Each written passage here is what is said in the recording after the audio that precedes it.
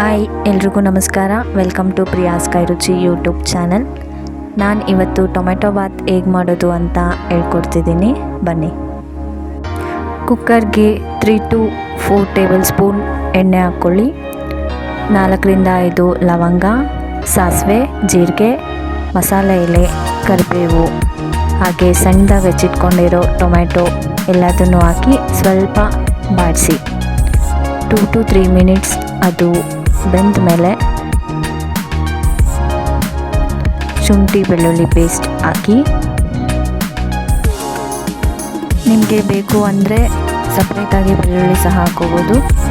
ಮೆಣಸು ಪುಡಿ, ಅಚ್ಚ ಖಾರದ ಪುಡಿ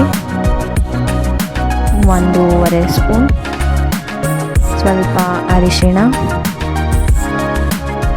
ಗರಂ ಮಸಾಲ, ರುಚಿಗೆ ತಕ್ಕಷ್ಟು ಉಪ್ಪು, ಇದನ್ನೆಲ್ಲ ಹಾಕಿ ಒಂದು ಸ್ವಲ್ಪ ಬಾಡಿಸಿ, ಈಗಾಗಲೇ ನೆನೆಸಿರೋ ಅಂಥ ಅಕ್ಕಿ ನೀರನ್ನ ಇದಕ್ಕೆ ಹಾಕಿ, ನೀವು 1 ಗ್ಲಾಸ್ ಅಕ್ಕಿ ತೊಗೊಂಡ್ರೆ 2.5 ಗ್ಲಾಸ್ ನೀರು ತೊಗೊಳ್ಳಿ.